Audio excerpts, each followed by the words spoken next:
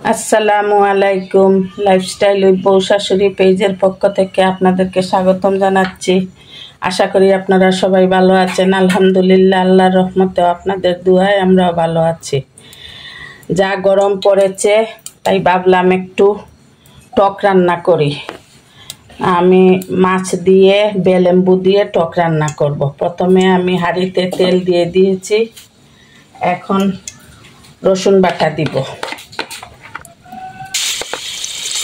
আমি 4 চামচে 3 চামচ রসুন বাটা দিয়ে দিলাম।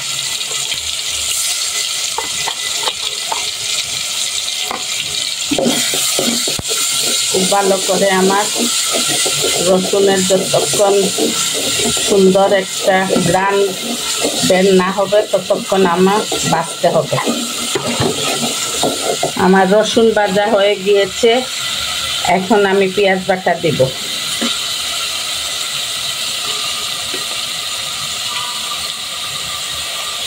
টকে একটু ঝোল থাকবে, তাহলে গরমের মধ্যে খেতে ভালো লাগবে। এখন আমি পরিমাণ মতো লবণ দিয়ে দেব।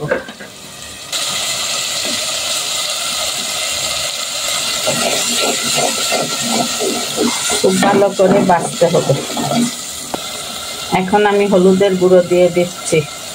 আমি এতে কোনো মরিচের গুঁড়ো দিব না, শুধু হলুদের গুঁড়ো, পেঁয়াজ বাটা আর রসুন বাটা, লবণ। এখন আমি ফ্রোজেন করা বেলেম্বু দিয়ে দিচ্ছি।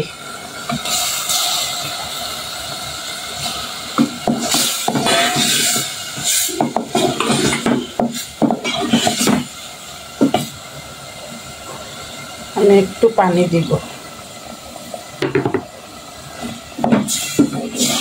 এখন আমি মাছের লেজ, মাথা, মাছ এগুলো দিয়ে আমি টক রান্না করব, দিয়ে দিচ্ছি।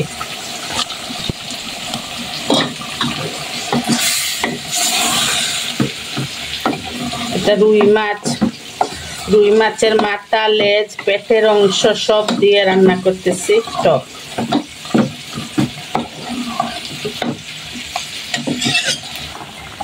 এখন টকের জন্য আমি ঝোলের পানি দিয়ে দিলাম। এটা আর একটু পানি হবে। টক একটু পাতলা করে রান্না করতে হয়, তাহলে খেতে ভালো লাগে।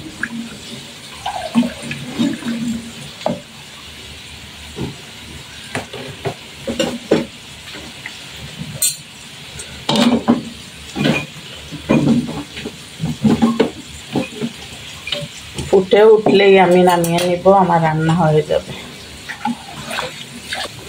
আমার টক কম হয়েছে, সেজন্য আমি আম শুকিয়ে রেখেছিলাম। আমরা আমি বলি, কেউ আমশি বলে, কেউ আমের ফুটি বলে, যে যাই বলুক, ওইটা আমি দিয়ে দিলাম টক হওয়ার জন্য। টক খাবো যখন, ভালো করেই খাবো। আমার বেলেম্বুর টক রান্না হয়ে গিয়েছে। লাইফস্টাইল উইথ বউ শাশুড়ির পাশে থাকবেন, আমাদের জন্য দোয়া করবেন, আমরাও আপনাদের জন্য দোয়া করব। আল্লাহ হাফেজ। আসসালামু আলাইকুম ওয়া রাহমাতুল্লাহি ওয়া বারাকাতুহু।